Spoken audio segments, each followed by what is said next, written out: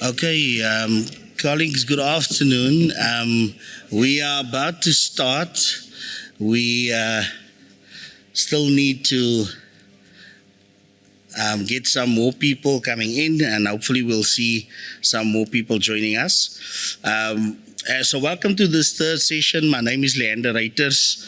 I'm at the National Cleaner Production Centre of South Africa, and I'm the manager responsible for our programs on circular economy and sector decarbonisation. On today's session, we will be discussing resource efficiency practical applications with the aim of addressing smart and enabling solutions for industry. Of course, our previous session looked at circularity, also on smart and enabling solutions for industry. And in this session, we would like to touch more on how resource efficiency can support and be an enabling solution, and what other smart solutions there are that supports resource efficiency. RECP, as we call it for short, is more than just a technical methodology. It's a mindset, and it's a paradigm shift on how we see industrial processes and the relationships with the environment. So enabling solutions for industry through RECP practices is about redefining what is possible, unlocking untapped potential in existing systems, and also marrying economic viability and environmental responsibility. So our speakers today will, from their perspective, touch on those potential. We have 3 speakers today. We unfortunately have our first speaker is not ready yet. We hope that he will still join us for the session, but we have our second speaker that is ready for today. Our second speaker will be talking on the role of renewable energy aggregation in reducing the risks and cost of decarbonisation for industry. And our speaker is the CEO from Africa Green Co, and her name is Anna Hajuka. And she will be taking the stage very soon. If you can just put up her bio, that would be great. Thank you very much. Otherwise, people might think I'm going to speak on the topic. So Anna has joined us, and Anna's a qualified lawyer in both England and Wales and the state of New York. She's in infrastructure and energy professional with more than 20 years experience, and she's also trained with Allen and Overy LLP, and went on to work for Fulbright, Jaworski LLP, and Trinity International LLP, advising on a diverse range of projects in the energy sector, predominantly in sub-Saharan Africa. Anna also negotiated and was involved in a number of renewable energy projects across sub-Saharan Africa, and is an African IPP project finance and PPA risk allocation specialist, and has also worked in an advisory role for power pools in Africa, and is therefore well versed in the opportunities and benefits of regional power trading for risk diversification and power market creation. In March 2015, Anna was appointed by UNIDO as the team leader responsible for a project team comprising of 30 specialists in charge of developing international renewable energy PPP standards as part of the Sustainable Energy for All agenda. And Sustainable Energy for All has done quite great work across Africa and West Africa and Sub-Saharan Africa as well. So with that, I would like to call Anna to the stage, and please give her a round of applause.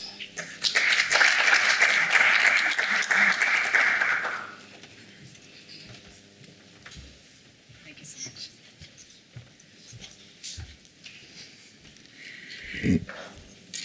Thank you, ladies and gentlemen. I think it's always difficult after lunch I'm feeling a bit sleepy, so hopefully all of you are not. And thank you for the kind introduction. The CV always sounds better than the reality is, but much appreciated for the comprehensive introduction. Really a pleasure to be with you today. A very important topic that we see being handled across the region and being underpinned by the recent regulatory changes that we see sweeping across the region in the electricity sector. However, for the first time, we as Greenco see a complete convergence of industrial, mining, renewable energy supply, electricity, and wider decarbonization objectives. The convergence being in the fact that in the countries like South Africa, like Zambia and DRC, where we operate as Greenco, we see not only the importance of the industry in implementing wider decarbonization goals of the world, but in ensuring that enough financing is brought online into the region for further electrification and industrial objectives when it comes to decarbonization targets and making the commodities and the products from South Africa more competitive on the global markets. So what do we see when it comes to decarbonization requirements in South Africa? I think a lot has been talked about that earlier on during the plenary and in the afternoon. It is inevitable, notwithstanding the impressive results on increasing the efficiency of the existing coal fleet by Eskom to facilitate the decrease or the removal of load shedding reality, that the coal power generation will eventually be decommissioned. In order to introduce the required amount of renewable energy into the South African and wider regional electricity system, we require not only a significant amount of new investment, but we require private sector participation to bring that investment on board. And most importantly, we require system lens that will ensure that the required penetration of intermittent supply is able to be absorbed by the transmission and distribution system, both in the country and regionally.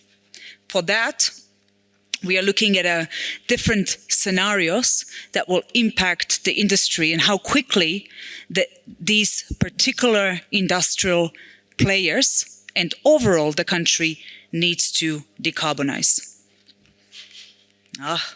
Apologies. So why aggregation? As you may know, there is a lot of discussion in South Africa and the region at the moment on the value of new participants in the electricity sector. Some of these new participants are aggregators, some are traders, some are brokers.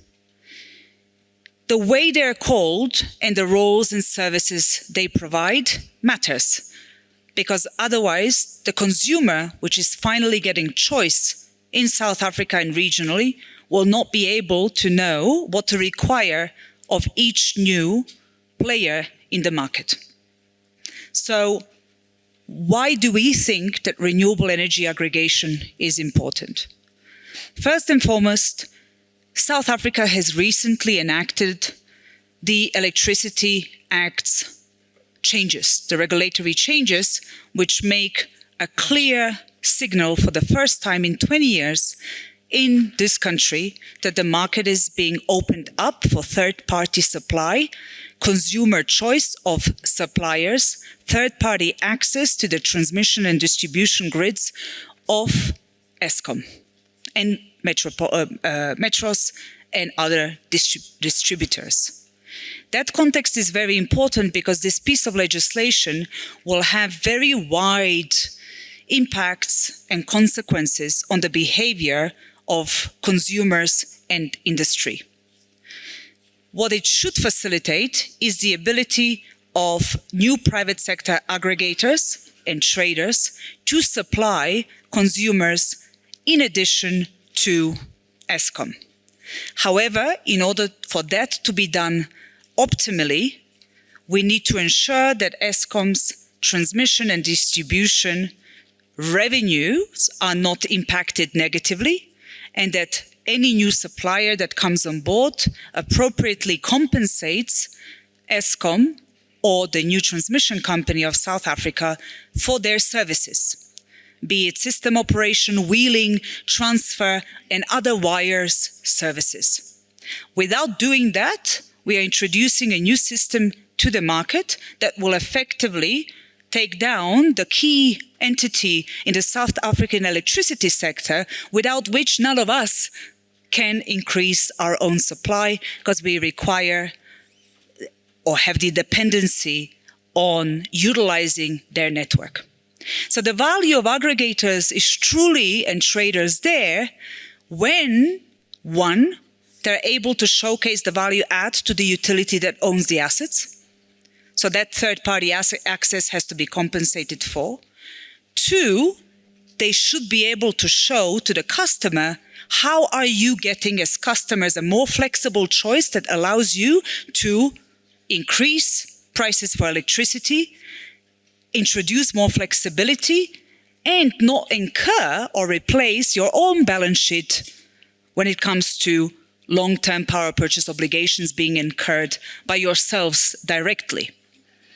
When all these three pieces of puzzles are done, then you can showcase that there is a value add of a third-party intermediary, whether an aggregator or a trader, for the electricity and industry in South Africa. So some of the key risks that we see encountered by investors in electricity projects are, of course, the non-payment. The non-payment risk has been one that has been priced in to the REIPP round of South Africa. Not in a way that it's priced in as a generation input cost, but in a way that South African National Treasury has had to guarantee the power purchase obligations of every single PPA signed under the REIPP by Eskom. So who is paying for that exposure on the National Treasury balance sheet? Well, all of you are. I'm a taxpayer in Zambia. I'm paying the similar there. But all of you who are taxpayers in this country are feeling the consequences of the cringe of the National Treasury from the perspective of the fact that all Eskom's power purchase obligations need to be guaranteed. Why am I taking us back to that? Because under REIPP 4, round 4, when South African National Treasury started reporting in accordance with the IMF contingent liability reporting obligations, it was an immediate 36% increase overnight of a contingent liability on the National Treasury for Eskom's power purchase obligations. That's an additional $15 billion overnight as a contingent liability on the National Treasury. So we can't replicate that system.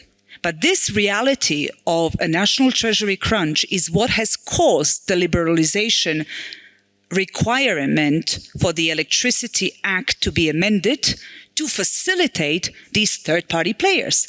Why?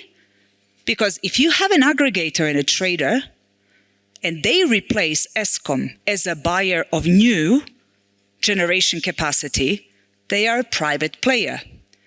And no government should be asked to guarantee the obligations of a private entity that is procuring power. So that is key benefit number one.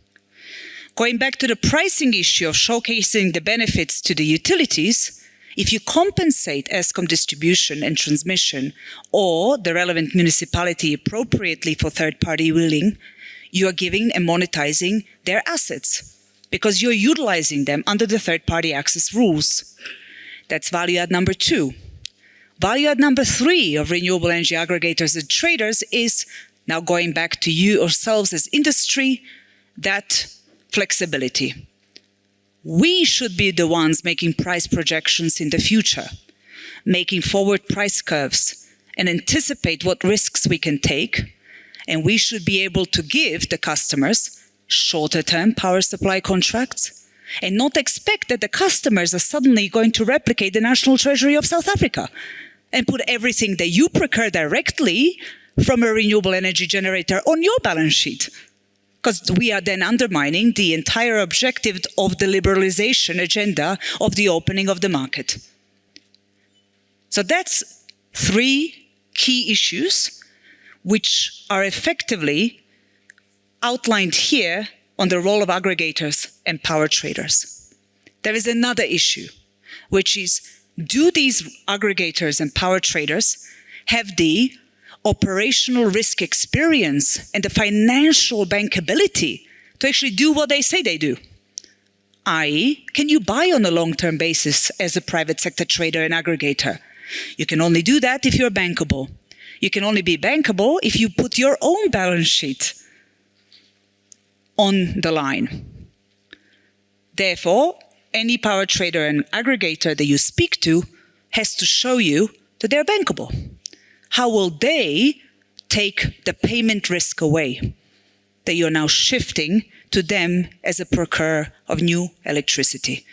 Number 2, aggregators and traders have to show the industry that, number 1, you live and understand the CBAM rules inside out more than any customer ever will, that you can supply renewable energy certificates to each customer that you supply with, and or that you can trade it on their behalf, because they have to be competitive as industry. So you need to request that. And number 3, shorter-term power purchase agreements, because otherwise you're encumbering their balance sheet. So what that entails is 2 sides of the same coin. Each aggregator and trader, to truly bring value add to the system, needs to show its bankability, the financial and coincide, and operational ability to execute. Meaning, do you have the relevant agreements in place with the utilities? How do you compensate them? Do you have access to a competitive power pool? How do you utilize that and those markets to diversify the risks of payment and therefore to achieve your biggest purpose, which is a price decrease for the customer? We're talking about renewable energy here. Renewable energy, the cost of generation, 70% of that cost is the cost of debt. So if you impact positively on the cost of that debt through your bankability and ability to mitigate risks operationally, you achieve a cheaper tariff for your customer, which is fundamentally where we all need to go. However, I'm sorry to be a bearer of bad news. All of us in this room and all of us in the renewable energy industry are too fixated by the cost of generation. We think that the cost of renewable energy supply will continue decreasing and that all of us as industry will continue to therefore always have a cheaper ability to source third-party supply than that from Eskom. I would argue that in about 4 or 5 years' time, that projection is going to be wrong. Because liberalization of the market means compensation of distribution, transmission, and network operators appropriately for system services, ancillary services, balancing services, and market operation services, meaning that generation input price cost is just going to be one element. And on top of that, we have to add all those services, which have to be unbundled if you want to have third-party supply. So I'm sorry to anticipate that notwithstanding the renewable energy decrease in costs, the ability of private sector suppliers to continue offering 20-30% decrease on WEPs to Eskom tariff to yourselves might not be there in the long term. So that's the bad news. So here is a visual of the current way electricity is procured in the country. You have the utility, being ESCOM in this case. You have the government shouldering that liability by backing ESCOM's power purchase obligations.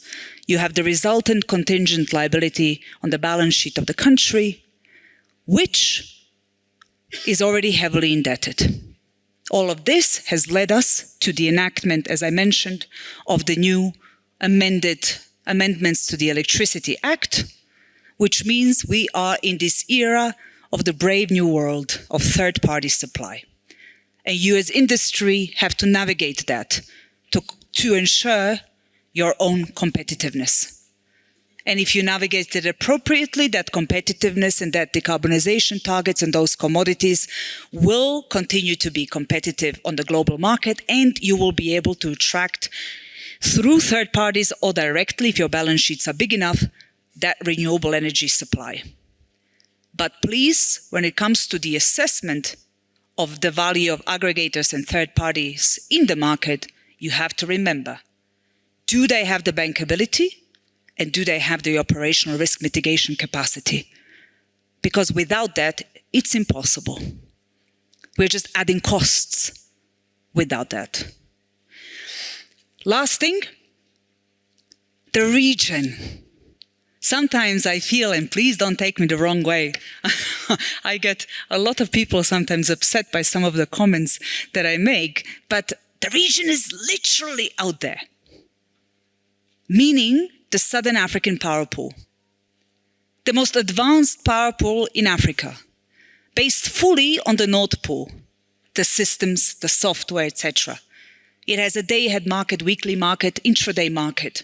We are currently one of the biggest volume traders on it from the day-ahead volumes perspective alone. That's literally around the corner. ESCOM participates in that market on a daily basis. All the utilities do. We do as a private sector trader and aggregator. But why am I telling you about this regional market? Because the electricity amendments to the Act, which was just promulgated by President Ramaphosa literally 2 weeks ago, link the electricity supply industry of South Africa to that of the wider region.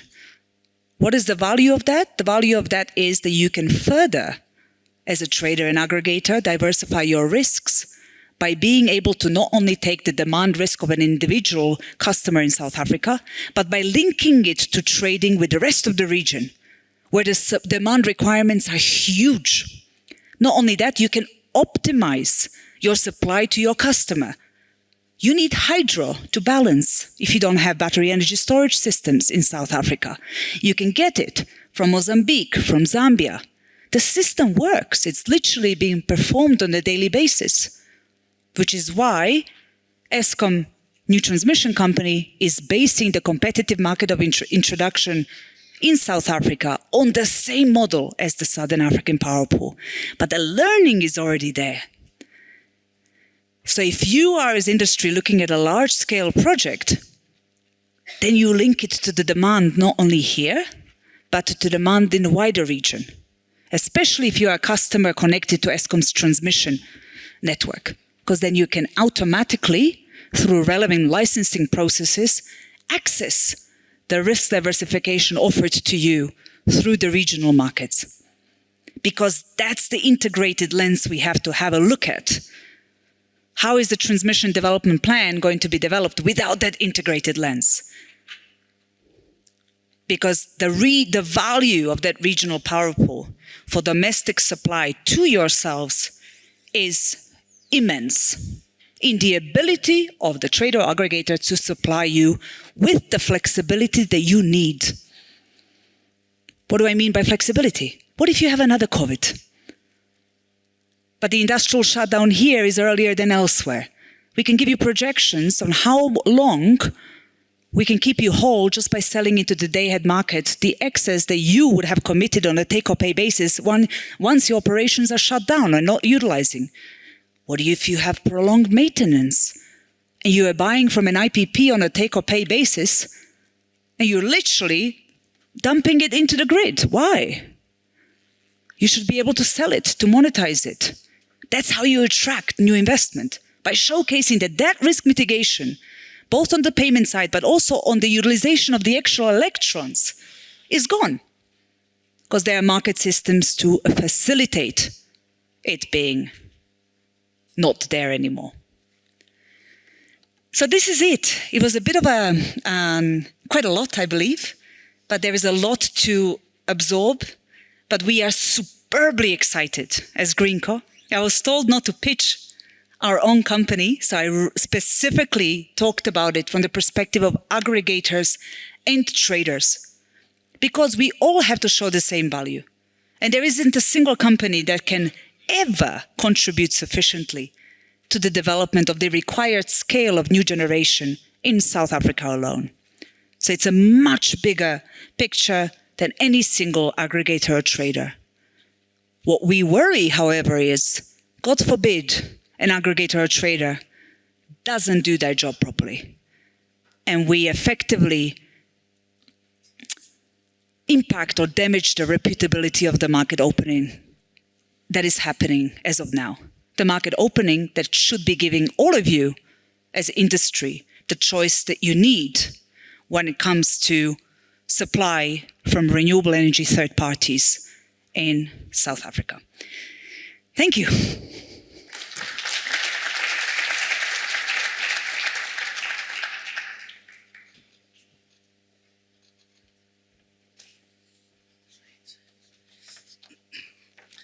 Thank you very much, Anna. That was really some exciting information and perspectives that you've shared with us. I'm sure a number of people will come and touch base with you afterwards, but I think just the context and the understanding of the broader system and the opportunities and potential should give us a good idea of what is possible. So we'll move on to our next speaker, and our next speaker will be talking about industry applications of green hydrogen. He's from the CSIR Energy Center, and if you could just put his, thank you, his profile. We will have our first speaker coming up after Ibrahim, and so we will try and make up for time so we have opportunity for questions and answers. But just quickly to share with you a bit more about Ibrahim Takolia. He is significant hydrogen and gas project development experience, focused on the value chains, including with liquefaction and regasification systems, technologies applicable to hydrogen and gas logistics, as well as pipeline systems. He's led projects and dealt with financing business development, or deal financing, business development, government and regulatory agency relationships, and deal execution teams covering legal, financial, and technical considerations. Ibrahim's current focus is on the application of his knowledge to assist companies, organizations, and countries to meet net zero targets. Thank you, Ibrahim, and round of applause, please.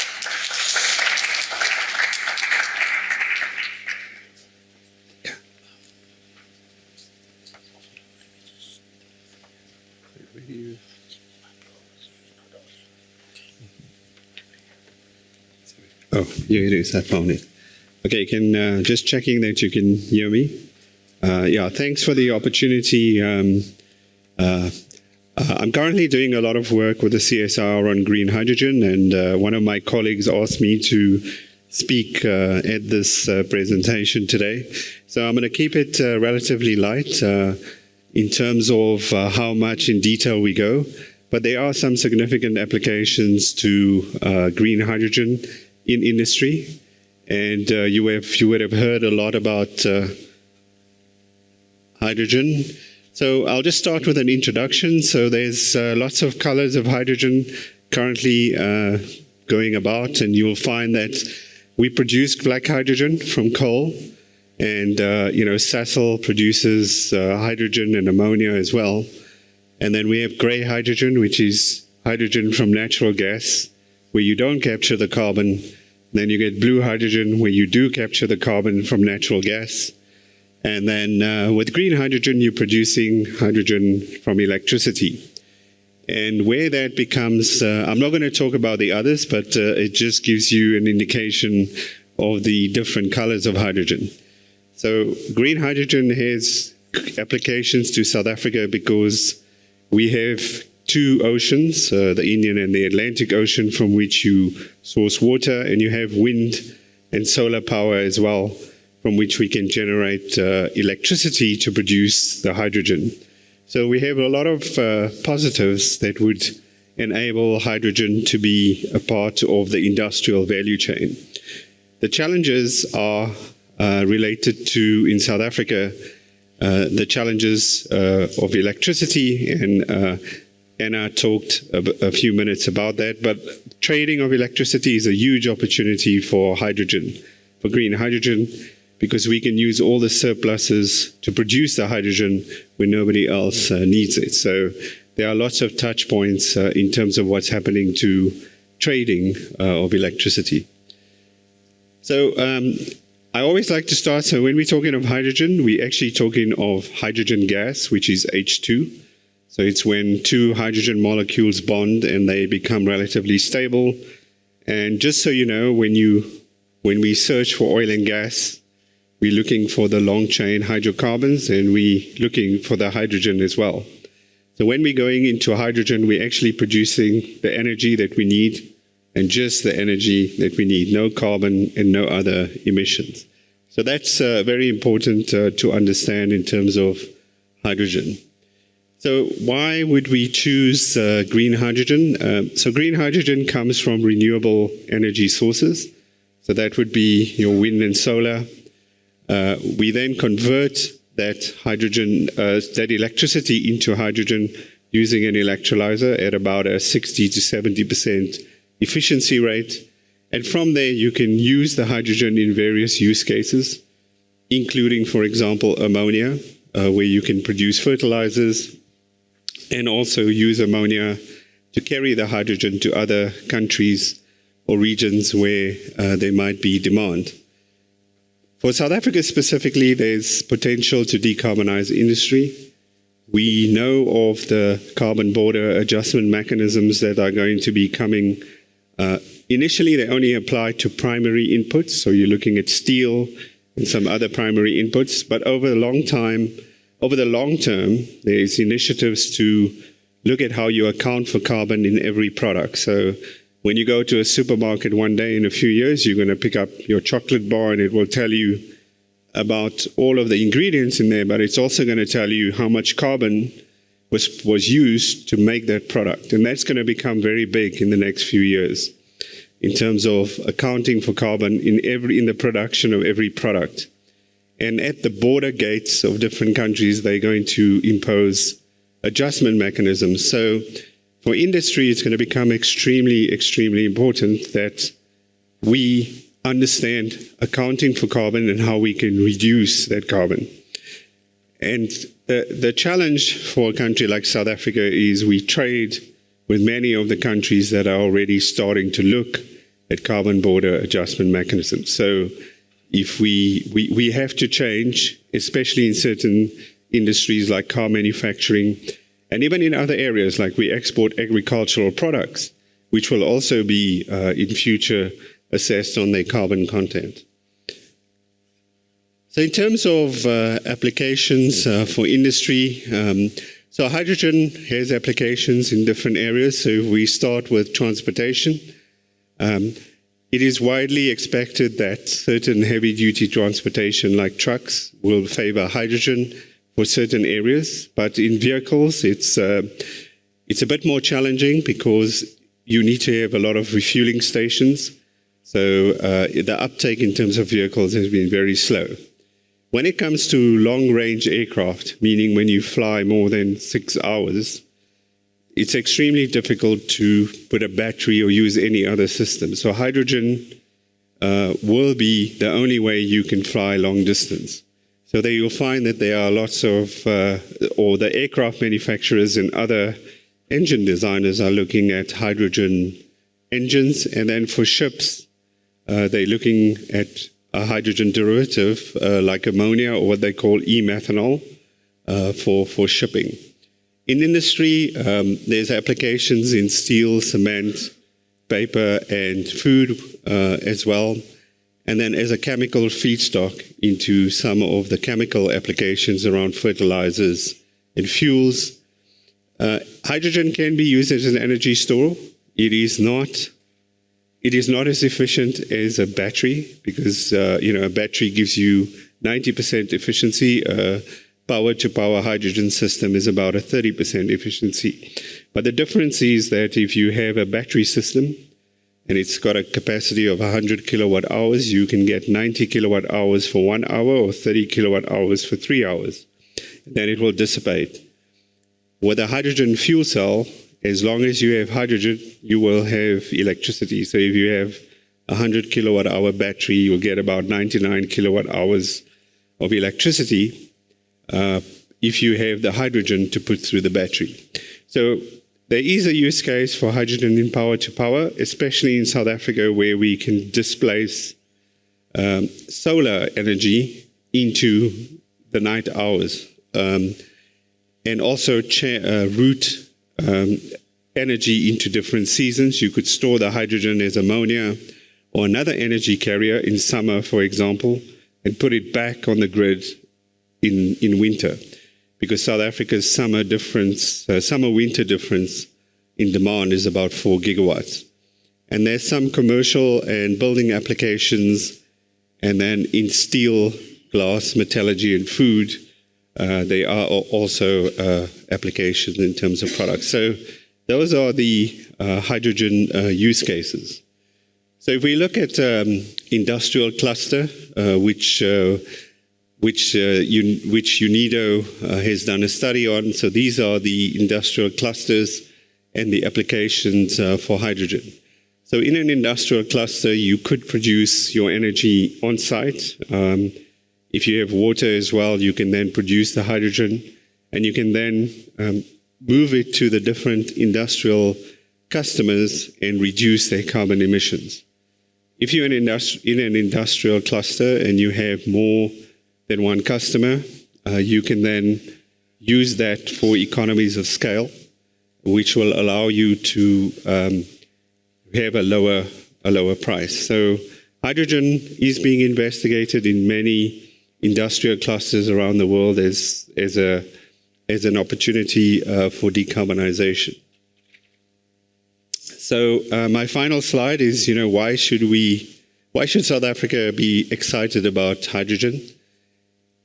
We have a large land area, so you find that hydrogen in some countries that are high energy uses, they would need to have significant wind farms, solar farms, and also use significant amounts of water. So South Africa has significant land area, and we also have a very high onshore wind capacity factor. So that's quite important. That's why you don't really hear of South African wind farms going offshore yet, because our onshore wind capacity factor is relatively high. We all know about our solar resources, and then we have access to Indian and Atlantic Ocean water. And then, one of the challenges is we shouldn't be competing with potable water, which is why I think, using our ocean water is the best way. And it can be used for reindustrialization. So South Africa suffered significant deindustrialization for competitive reasons. If we can get a very low price with very low carbon, hydrogen can be used for reindustrialization. And the final thing is technical capability. South Africa has done a lot of work, or have people working in the energy sector, in renewable energy, in new energy fuels. And with Sasol and Fischer-Tropsch, we do have knowledge of these type of energy systems. So thank you very much. Are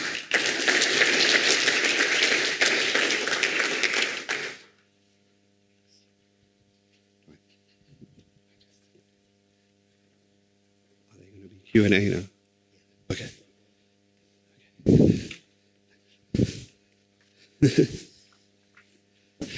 Thank you very much, Ibrahim.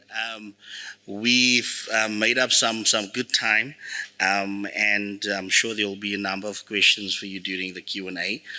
So, ladies and gentlemen, we'll move on to our next presenter, Prof. Tom Okello from Walter Sisulu University will be presenting on unlocking Africa's industrial potential, focusing on leadership and STEM convergence for sustainable growth. Tom is a professor at Walter Sisulu University, specializes in environmental management, geographic information systems, and remote sensing. With commitment to sustainable development, he dedicated his career to advancing knowledge and practices in the areas of resource efficiency and cleaner production. His extensive research addresses the intersections of climate change, resource efficiency, and sustainable tourism, and makes an important contribution to academic literature and policy development. A keen marathon runner and cyclist, he embodies the principles of resilience and perseverance in his professional and personal life. He is involved in community, volunteer, and charity work and emphasizes the importance of environmental responsibility and social justice. His leadership is evident in his publications and books addressing environmental issues and proposing solutions for cleaner, more efficient future. His work emphasizes the critical importance of minimizing environmental impact and also promotes strategies to increase resource efficiency in various sectors. As a passionate advocate of sustainable practices, he inspires students, colleagues, and communities to engage in responsible environmental management and advocate for a balanced and healthy planet. So please, Prof. Tom, please join us on stage, and we will then, following his presentation, it seems like he's leaving.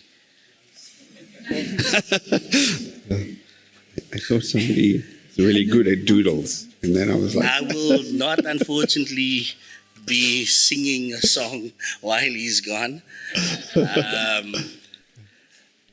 But it seems like he will be back shortly. We'll give him a few minutes while he's just sorting out the microphone.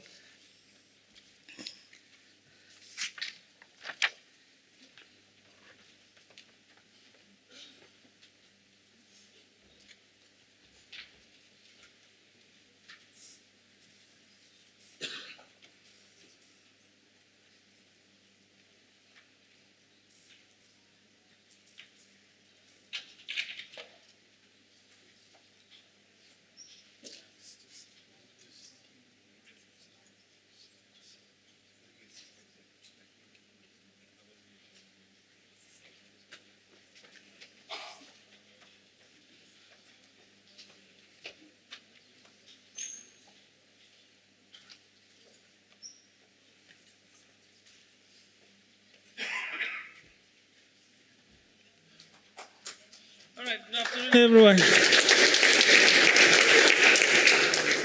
While I catch my breath, I wasn't trying to prove anything, but just to show you that I'm still agile. I'm not very old, but you see, we cannot avoid to get old. In this house, we are represented by several generations, and the main generations that are here that I can see, we've got generation X, Y, and generation Z. But, well, in the process, I'll speak about that. You'll find that my presentation is a bit multidisciplinary because I was trying and accommodate my audience. So I prepared for you in a simple way. And just to tell you, I didn't have much content. So since morning until now, I've been collecting content. And I really appreciate that I'm speaking now because right from plenary until now, there's been a lot that has been said. And you'll see it from my presentation. How does this work? Okay. Oh, great. Yes, so you've seen the title of my presentation is trying to talk about what we can do as a continent. And the time is now, in the sense that there's no other time. For those who are in touch with life, you know that there's no other second chance. You either do it now or you'll never do it, because time is moving. And the beauty about it is that, for those who are aware, is that your timeline is fixed. From the time when you're born, every time you spend, you're moving closer to your destiny. So Africa, and as part of Africa, we've got to realize that it's time now for us to do something. And it's so because if you look at Africa itself, we have potential, in the sense that most of our young generation, or most of our generation, although I don't have the actual statistics of our young generation, but the fact is that as a continent, we engage in reproduction. We're actually fulfilling that purpose that God gave us to fill up the world. And it's happening, and that one, in as much as we are fulfilling the purpose, it's also coming with consequences. Now, we have abundant resources. Europe did not take all of it, although we tend to blame to Europe. There's even a good book written said how Europe underdeveloped Africa, but they didn't take everything, otherwise we wouldn't be talking about resources at the moment. But they just showed us that you're living on resources, do something about it. And with that, you see, Africa also has potential, in the sense that there's evidence to show that the economies are growing. Few are stagnating, but economies are growing, and because this is defined by human need, and you have to change with times.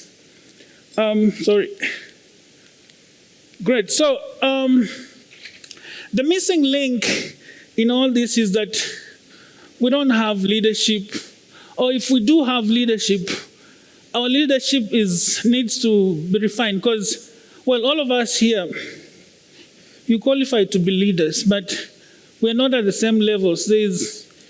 By whatever qualification you have, you can get into being leader level 1, but you have the ability and the potential to grow to the highest level of leadership as you can. So for those who got into leadership and they are still holding level 1, we don't have time. This is time for us to see how far we can push that. Now, I'll be talking about how you can bring in science, technology, engineering, and all of that. Well, I'm not leaving out the humanities and other disciplines. I'm sure they're covered somewhere. Because if you look at how our education system is trying to shape how the thinking and the knowledge on how the future should be handled. Because our ancestors did not have much clue on what was happening. They had limitations on how far they knew, but with time we'd see that through education, whatever form of education it is, we can actually design how our future would look like and prepare ourselves, even if we may not be there for the future to see how that future it is. But when it comes to that moment when you'll be exiting the world at the end of your timeline, at least you'll have hope and faith that I'm not leaving the world as more bad than I left it, but at least I've made my contribution. So Africa has a lot of potential. There's no single country in Africa that has no potential. Even those who have only deserts, that is potential. And there's something that they can do out of that. And you see, God was fair in the sense that whatever he gave you, he also meant on what you're going to use with what he gave you. If he gave you a desert, he knows how you can use that desert to make your means end.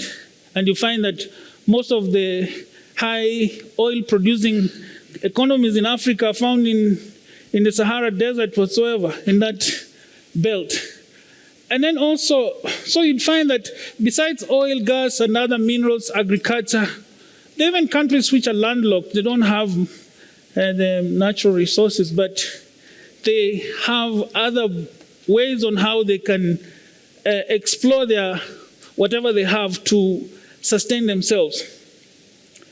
Now, there is a growing human capital, and in as much as it's good to have the younger population, I say it's good, it's an opportunity, but then from my generation, I'm Generation X, in the sense that in my generation, we are holding the older people up like that, and we're trying also to balance the Generation Z. So you find we are the people that will show up at work, will show up to these meetings, will sit in, will make notes, will make recommendations, and at the end of the day, we are the people who are expected to sustain the economy, from a personal economy to the national economies. We are the people who are making money, but we don't get time to spend it. But then, one good thing about my generation is that we have realized we don't have time. So we're hitting the road every day, running, right? Because we don't have an opportunity to learn something new again, because we're utilizing what we have. And we're also trying to survive the risk of those who get into their 50s. You know, most of our fathers, they left when they were in the 50s or 60s. Just about the time when they retire, they realize it's too much. They cannot survive outside the work of world, right? So I'm speaking passionately about this to my generation in the sense that, you know, the responsibility you have. Imagine holding the pensioners and managing the young people. But then we also have a duty that we need to know our responsibility well. In as much as they will expect us to be the leaders, that we are supposed to be in that position. But we also supposed to be what? Role models. Whatever things and thoughts that are coming across today, they should actually filter into safeguarding the younger generation. You know, I was thinking about that point that one of Africa's potential is the growing consumer economy. But then I was thinking like, well, that is a good thing in itself, because you guarantee that you have a market for your resources and what is being produced. But when are we as Africans going to be producers? Well, it's a good target that you are good consumers. That means we are all just consuming, no one is producing. And then at the end of the day, we're hoping that we'll stay in the game. Now, there are opportunities for us also to be exporters, and some of African countries are leaders in that. We're exporting our crude oil. But that's not a good thing, because we're supposed to refine our oil and export it refined, adding value to it. But then South Africa is leading in agricultural produce exports across the world. So you'd find that now, you see that table you see there, I was looking at it and I'm like, well, these countries, they need to do something about themselves. They cannot just be leaders in consumption. Well, they can seek up for a better reputation of being leaders in production, and whatever production it is. Now, what has been proven to work is that our education systems can actually work and can help safeguard the world and push for industrial development in Africa. And one of it is that we require collaboration between the different disciplines that we have, technology, science, mathematics, and all that. And this takes time. And if it's done well, we're able to have a foundation on where we want to take our industries to. And we've actually seen that research and development is key. Whatever you're doing, whether you are just a manager, but include some of basic research that can actually inform your practice. Now,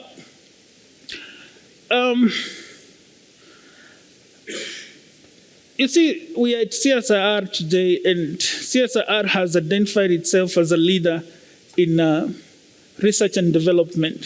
And we are the people also to support the initiatives to do that. And we should also embrace technology. You know, there are those of us who still believe that they're born before technology, so there's nothing they can do. Well, my friend, I'll tell you something, and you'll remember me for that. There's something that technology will never do for you. I know some of you are wondering what that is, but one thing that technology will never do for you is that it will never leave you alone. Yeah.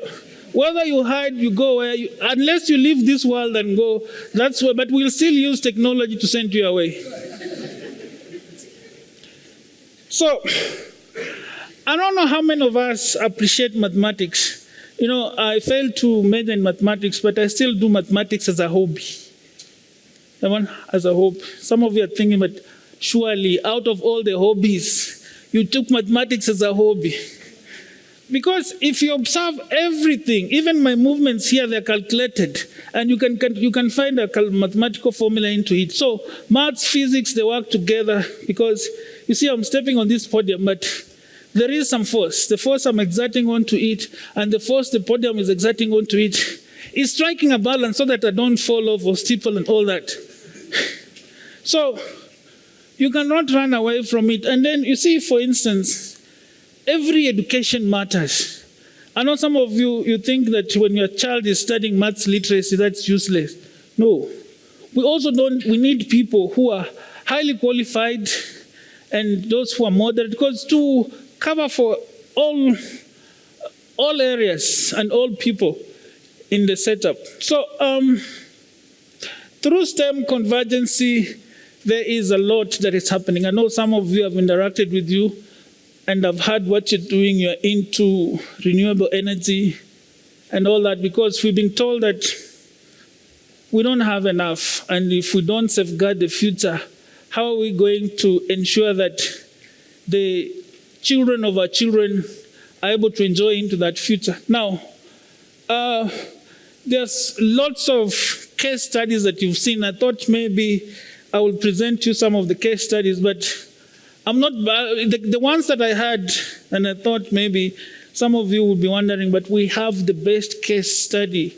Why did he only choose that? I was not biased. That's what I got my hands on to come and present you. But I have listened to most of you in your presentations.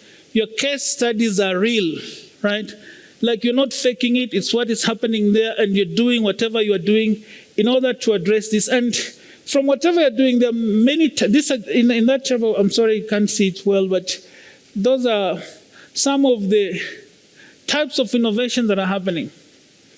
You know, there's a lot of innovations that are happening today, and we don't get to hear about them because you do something good, you share it, you make it work, but some of you, we don't have intellectual property rights to those things.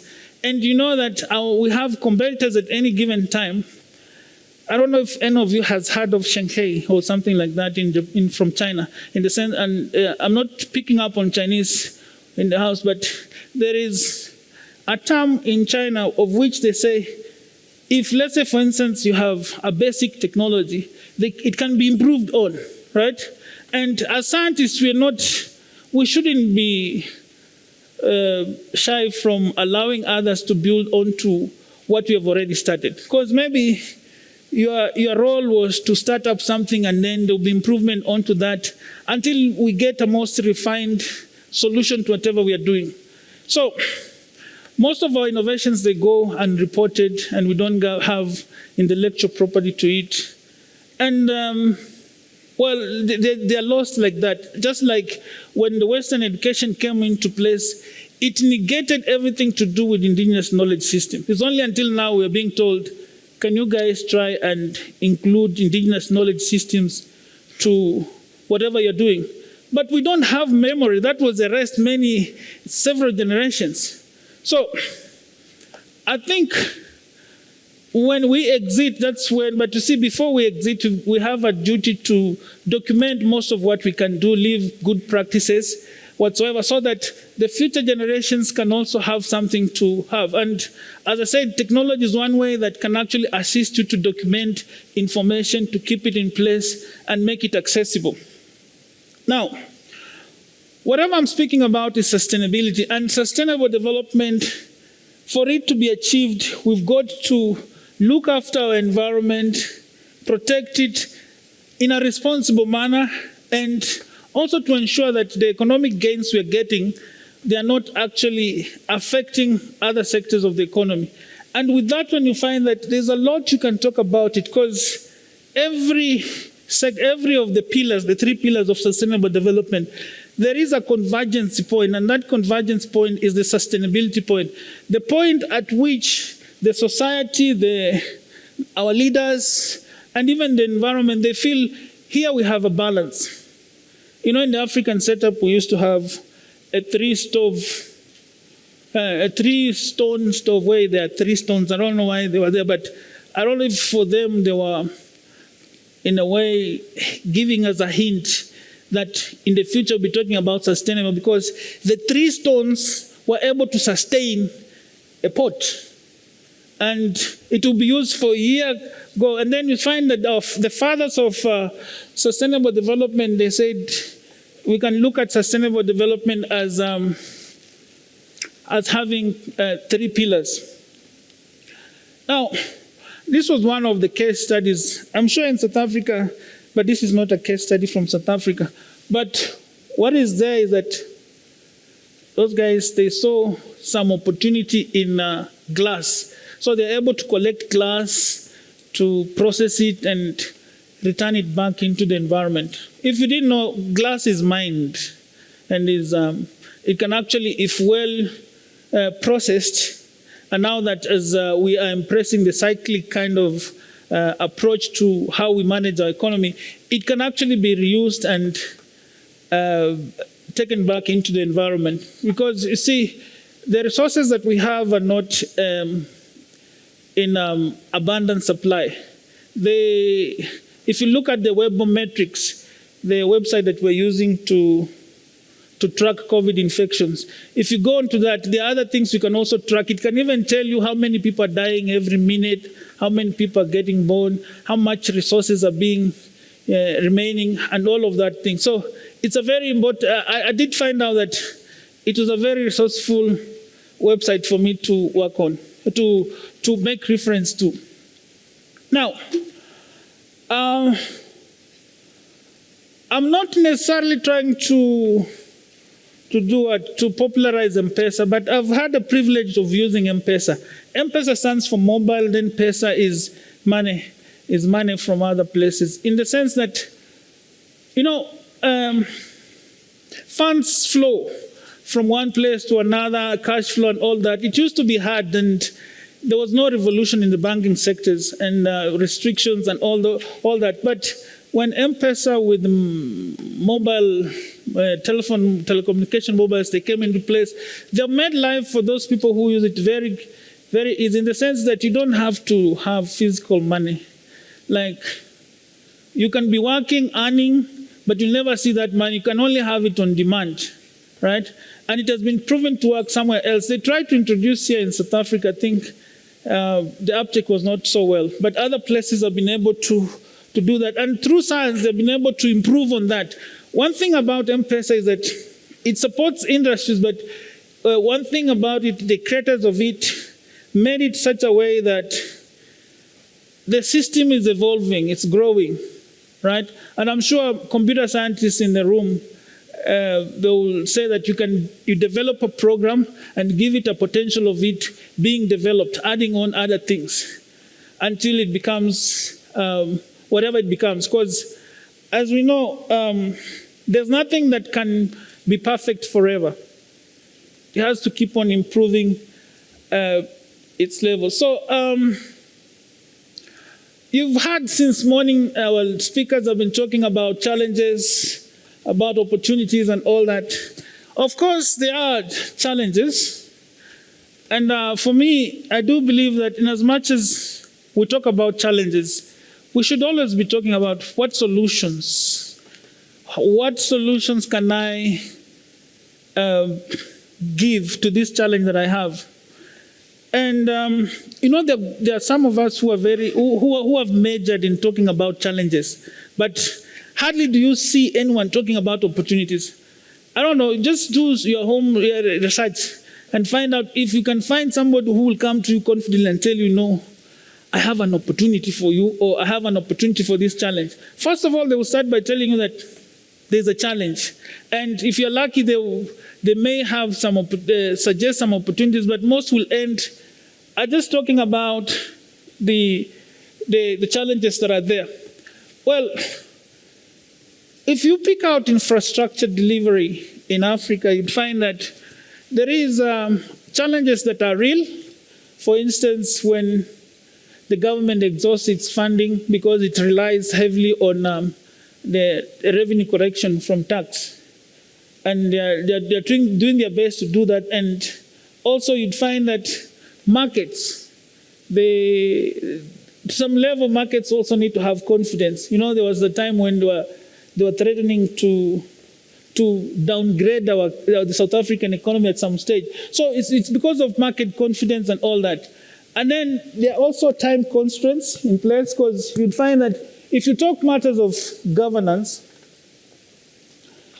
any successive government is in place only for 5 years. But before 5 years come up, the time is out. Just like, say, for instance, now we have the government of national unity, right? And we're expecting them that they will deliver in 5 years. From your practice, you know that, first of all, you need 5 years for laying the base, right? And then for you to sustain what you started 5 years ago, you need some more time to do that. So those are realities that we face as economies and as industries per se. So we need to seize this opportunity as African industries. For instance, there is a growing demand for our products.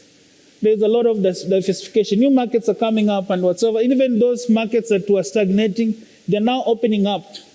And there is an increasing investment in African industries, of which, just like our Asian friends, they see opportunities in many things, whereby we have to call for and support innovation activities, and also to reward entrepreneurship. From that graffiti, there's a lot you can read through, but given time. But in a way, I use that to illustrate in the sense that this message needs to be unpacked and presented in a more simplistic way for it to be understood. Because not so many have the privilege to come to an organized conference like this for them to impress that. But as industry leaders, we have a responsibility to take the lead and ensure that everybody is accommodated. Now, it's time for us the call for action is that it's time for us to unlock that potential. In as much as when we look at Africa as a whole, well, of course there's potential, but who constitutes Africa? We are the people that form Africa. And from whatever position you are holding, from whatever space that you are on, you have the potential to actually help Africa unlock its industrial potential. And, some of you are thinking that we're not really in industry, because when we talk about industries, of course, there is manufacturing industry and several levels of industries. Now, you can play a role as being a sustainable consumer. Like getting what you think is just enough to sustain you. Because some of us who live in affluence, and some of the things we own, we don't utilize them. You have like a 10-bedroom house, and you don't even know what is in the other bedroom. So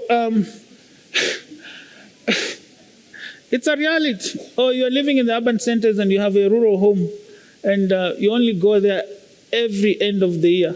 Why is it that if you have such kind of arrangement, make it official that you also announce to the animals that might want to occupy your house in your absence, tell them that, if they're the rats or the bats, that when I move out, you can move in and occupy. So when I come, you go out.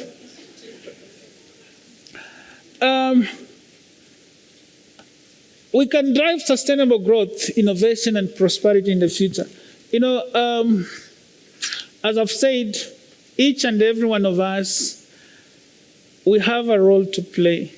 And you see, for me, I'm privileged in the sense that I've had the privilege of you donating to me your 15 or 20 minutes and listening to me, right? And I'm just a messenger delivering this message. I think I've tried to the best of my ability, but if we had more time, we'll talk more into depth about this. But I hope that as you live and as you stay in the conference, you will see how best to apply this, just in the sense that if you go, remember that if you cannot remember my face, how it looks like, but you can remember the message. Because I do believe that we are united all here in these messages, in the approach that we have. Because they say you are known by the 5 people you spend the most time with. And I'm sure here we meet every time and again for this kind of thing. We talk about the same thing. Our scope of practice is in the same area. So we actually united in a common cause. So thank you very much for listening to me.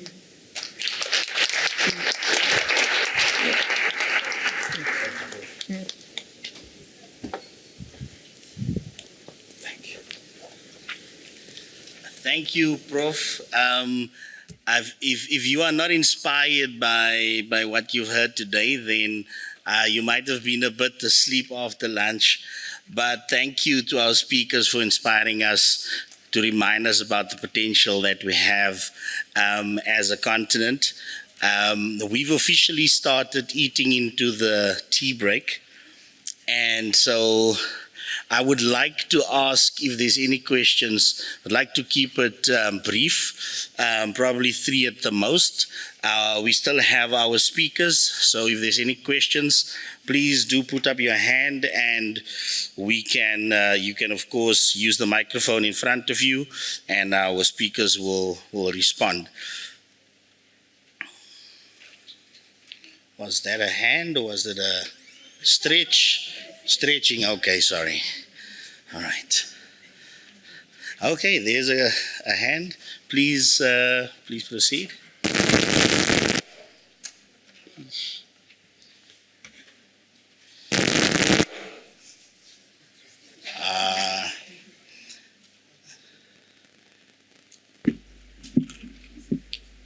Okay, let me move.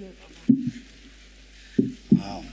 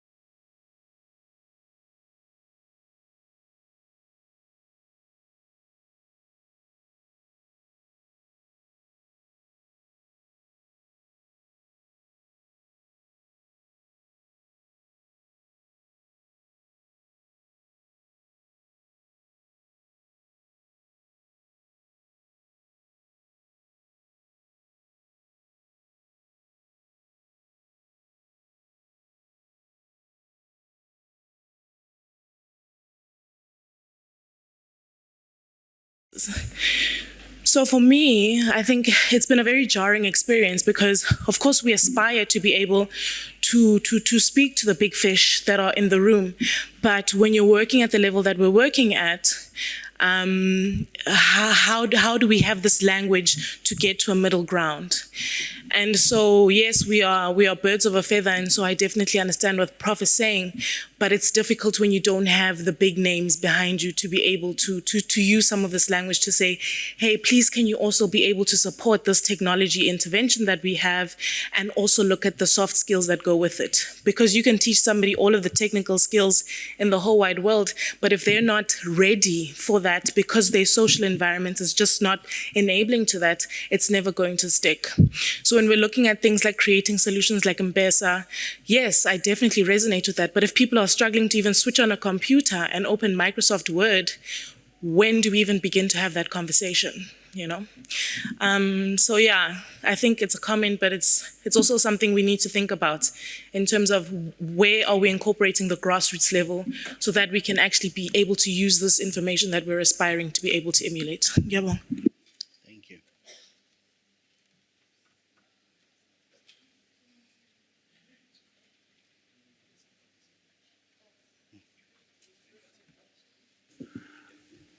Well, thank you very much. Let me sit. Thank you for commenting on my presentation, and I'm delighted, and at least I have you as one of my willing disciples.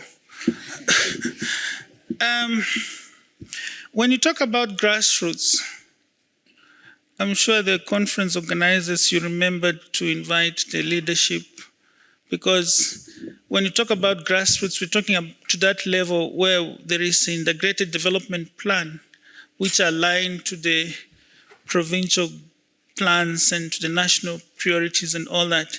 So at the grassroots level, because it's a unit that is manageable, and if you're operating at that level, you could see how you can bring together the community themselves. Because when you talk, for instance, if I speak on the part of trying to push for climate change adaptation, the people who are feeling the heat are those at the grassroots level. And those people, the assumption is made that their knowledge levels on climate change adaptation are limited. So if you take the national strategy on climate change adaptation and try to see if you can adapt it at that level, which first of all is to assess the level of awareness. And if you realize that awareness levels are low, you could start by education awareness. Let them understand what climate change is. I know climate change can be understood in relative terms. And if you take, for instance, of years of residence, if you have been living in Pretoria for the last 10 years, you can say that during certain times, this is how the weather behaves like. So awareness and working with the local leadership, because remember, we elect our leaders and we elect people of whom we believe are going to serve our interest. But our leaders also need to be supported. I don't know what happened to the Lehutlas, the Indabas, the community social halls. They're no longer being used. People are using them for church functions, but they're not meeting to discuss the way we are here. And then you'd find that at the grassroots level, the people who are supposed to be there, they all ran away. They came to Gauteng to look for a job, or they went to Cape Town or to urban areas. So the grassroots, they don't have the brains. And you see the people who have been left in the villages, they are the pensioners, of who they are worrying how they are going to sustain themselves in the next few years that they are still alive. So in as much as you could be here at the national level or in the urban centers, but we have a social responsibility to make sure that we go back home and improve and use our expertise to support our regions. Otherwise, we'll have the same dialogue of which we'll be saying rural areas are not developing. Thank you. Thank you for that response, Prof. Question at the back. Please introduce yourself and also you. Just lift up the microphone, press the button on the console, the middle somewhere. Oh, okay. Good day, everyone. I am Kutala Somdaga from the Eastern Cape Rural Development Agency. My question is gonna be touching base on under the issue about aggregation. In fact, it's just to seek clarification. So, with what is available already, when we're looking at what is available in the policy perspective to support renewables, starting from the fact that we can have traders, there's SSEG, there's wheeling that we are trying to unlock, there's JET as well to fast track some of the issues. So what is not clear is that the aggregation model now, where will it sit?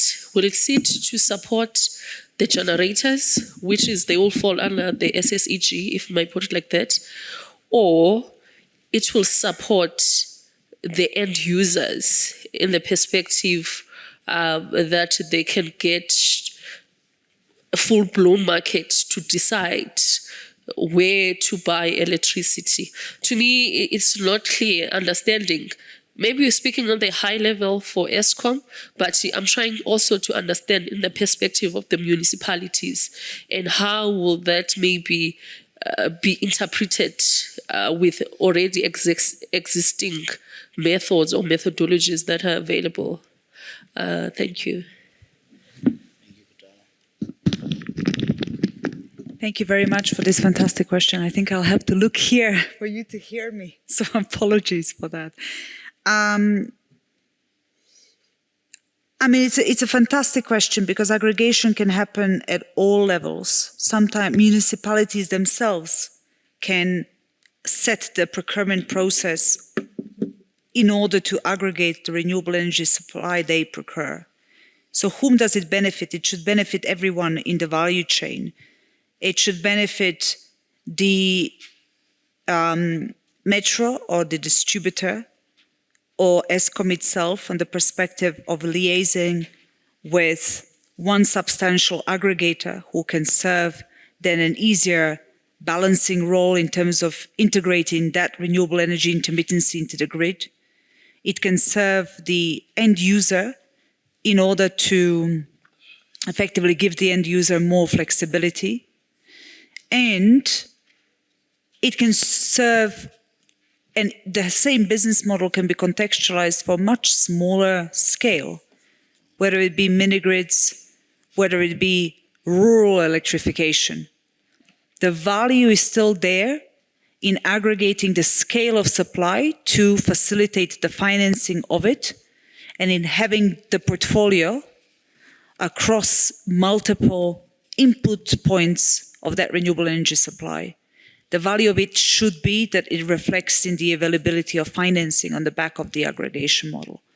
But maybe quite a convoluted answer to say, as a service, aggregation is beneficial to all, but it's not in and of itself, adding trading to it is where really the risks are passed through across multiple, mostly private sector stakeholders.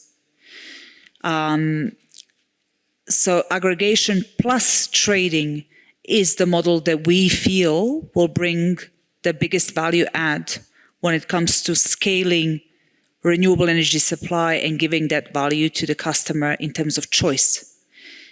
So would be very happy to engage with you in more detail, to tell you or to show you the research we did on smaller scale aggregation plus trading models for rural authorities on mini-grid and even virtual grids through embedded generation, the rural solar kind of standalone systems side of things. But that's not quite our business focus, but we've done all the research on that. We'll be very happy to share that because rural electrification has its own different dynamics that have to be looked at and served very differently. So sorry, I hope I answered the question. Okay, thanks, Anna. Thanks, Kutala, for that question. Just want to check if there's a last question from anyone. Okay, bro. I just want to try, am I audible? Yeah. Just From the science point of view, I agree with my fellow speaker about the technicalities and the actualities of doing all that in aggregation of that. But from the science, from the futuristic point of view, why don't we think of getting people from off the grid than sustaining on the grid? Because we are cashing into sustainable, into alternative energy sources, right? But one of the other things from a scholarly point of view that I picked up why we are having load shedding in South Africa, but I stand to be corrected, is that everybody in South Africa is connected to the grid. Like they generate and then they put on one grid and then they distribute. But then you'd find that not all consumers need electricity at all the same time. But if there is awareness and education on how different you can utilize usefully the electricity that we have, maybe what we have as national budget of what we generate can be enough if we want to live sustainably, or look at sustainable ways of generating energy that can actually support everyone. Because you'd find, like, even at a personal level, you'd find that your lights are on, your TVs are on, everything is on, and you see that one is actually stealing the load from those people who need the manufacturing industry. But then you see, to cover for you and for your right to have electricity when you need it, right? They have to do load shedding and all that. So it's kind of a negotiated arrangement. But with education and proper planning in the future, we can have this issue of reliance on ESCOM manageable. Thank you. Thank you, Prof. Ladies and gentlemen, I'm going to wrap it up there. Thank you to everyone who stayed until now. I am generously giving you 10 minutes for tea. But you can stay longer if you have to. But please do come back for the final session. The final plenary starts at 3:30, and we will have Prof. Linda Godfrey doing a very interesting presentation. So please do join us for the wrap-up of today. There's also on the screen a feedback survey. If you can also just make use of the QR code and to do a survey sharing your feedback. We'd really appreciate that. Thank you so much. Thank you to our speakers for their insightful conversations and points they've raised. I'm very inspired and excited by what I've heard. So thank you once again. Can we please give them another round of applause? Thank you. Please enjoy the break.